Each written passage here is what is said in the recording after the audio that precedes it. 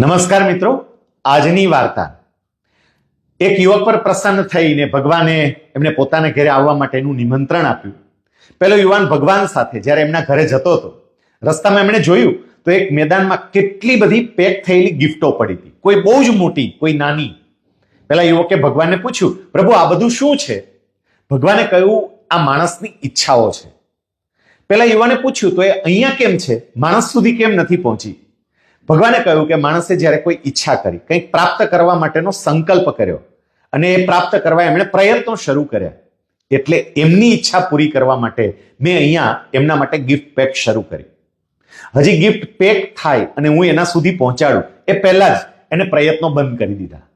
જો એમણે પ્રયત્નો થોડો સમય સુધી ચાલુ રાખ્યા હોત ને તો આ બધી વસ્તુ અહીંયા ના હોત, એના સુધી પહોંચી ગઈ હોત. મિત્રો, જ્યારે આપણે કંઈક પ્રાપ્ત કરવા માટે દ્રઢ સંકલ્પ કરીએ છીએ, ઈચ્છા કરીએ છીએ અને પ્રાપ્ત કરવા માટે પુરુષાર્થ પણ કરીએ છીએ, ત્યારે ભગવાન આપણા માટે ગિફ્ટ પેક કરવાનું કામ શરૂ કરે છે. એ ગિફ્ટ પેક કરે એ પહેલા જ ઘણી વખત આપણે પ્રયત્નો છોડી દઈએ છીએ. ક્યારેય પ્રયત્નો છોડીએ નહીં. જે મનમાં સંકલ્પ કર્યો હોય એ સંકલ્પને પૂર્ણ કરવા માટે દ્રઢપણે વળગી રહીએ. એક દિવસ ભગવાનની ગિફ્ટ આપણા સુધી ચોક્કસ પહોંચશે. આપનો દિવસ મંગલમય રહે. જય સ્વામિનારાયણ. જય હિન્દ.